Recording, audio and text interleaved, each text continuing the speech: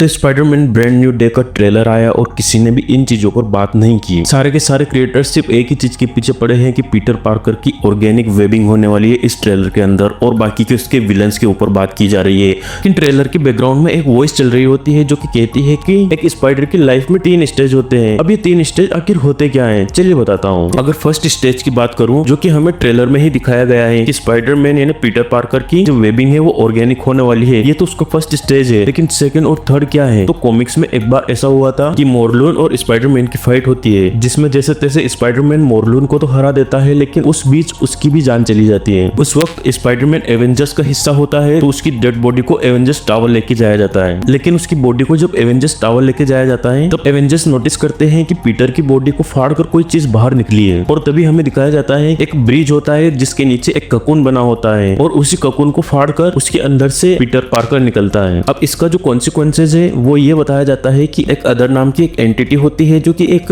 Multiversal entity होती है, जो कि स्पाइडर के फॉर्म में होती है, और वो अपने लिए एक वेसल चुनती है। तो वो स्पाइडरमैन को जैसे ही चुनती है वो अपने ककून से बाहर निकल जाता है। लेकिन जैसे ही वो वहां से निकलता है, स्पाइडरमैन अपनी मेन वाले पर्सोना को खत्म करता जाता है, और जब स्पाइडरमैन अपने मेन वाले पर्सोना को खोने लगता है तो वो जान जाता है कि कुछ तो गड़बड़ है। तो वो उसके लिए एक सीरम बनाता है और वो उसे पी भी लेता है, लेकिन उसके साइड इफेक्ट्स में उसके 4 हाथ और निकल जाते हैं, और 2 तो पहले से ही निकले हुए थे, यानी कि 6 हाथ तो हो गए, 2 पैर, यानी कुल मिलाकर एक 8 हाथ वाला इंसान, यानी कि तो वो एक मकड़ी ही बन जाता है। लेकिन वो उसकी ह्यूमन फॉर्म में ही रहता है, यानी कि उसकी शक्ल वकल जो होती है वो मतलब इंसान की होती है, और उसकी बॉडी जो है वो भी इंसानों जैसी ही होती है। और अब वो इन 4 हाथों से छुटकारा पाने के लिए जाता है डॉक्टर कॉर्नस के पास, और इसी बीच मोरबियस भी इसमें एंटर करता है, और इन सबके बीच में जो डॉक्टर कॉर्नस है वो लिजर्ड में कन्वर्ट हो जाते हैं। लेकिन स्पाइडरमैन की इस न्यू मूवी के अंदर डॉक्टर कॉर्नस तो है नहीं, तो इस बार स्पाइडरमैन जाने किसके पास वाला है? हाँ भाई, मैं उसी की बात कर रहा हूँ जो कि लिजर्ड में ट्रांसफॉर्म तो नहीं होता है, लेकिन उसके बाप में ट्रांसफॉर्म जरूर होता है। तो डस्टिल डेनियल क्रेटन जो है वो इन सब चीजों को मिक्स करने वाले हैं, और वो किसी तरीके से इन सारी स्टोरीज को मिक्स करेंगे और कुछ तो ऐसा करेंगे जो देखने में मजा आएगा। लेकिन इन सभी के बीच में एक तीसरी स्टेज भी है जो कि मैं तुम्हें अब बताता हूँ। तो मार्वल का एक एनिमेटेड शो आया था जिसमें स्पाइडरमैन के 4 हाथ निकल जाते हैं, लेकिन वो उन चारों हाथों को ठीक नहीं कर पाता है, और वो एक लिटरली एक मेन स्पाइडर बन जाता है। हाँ, अब आता है मेन स्पाइडर का कॉन्सेप्ट। तो हो सकता है कि मूवी के लास्ट में हमें ये भी देखने को मिल जाए, और भाई ये देखने को मिला ना तो बस मजा आ जाएगा। और ये दिख सकता है क्योंकि उस एनिमेटेड शो के अंदर भी एक ऐसा कैरेक्टर था जो इस मूवी के अंदर होने वाला है। गेस करो कौन? हाँ भाई, वही है पनिशर। और पनिशर अगर इस मूवी में भी है तो हो सकता है कि डस्टिल डेनियल क्रेटन उस स्टोरी लाइन की तरफ भी जाए, और इन सारी स्टोरी लाइन का कुछ हिस्सा लेकर या कुछ पार्ट्स लेकर और इन सभी को एक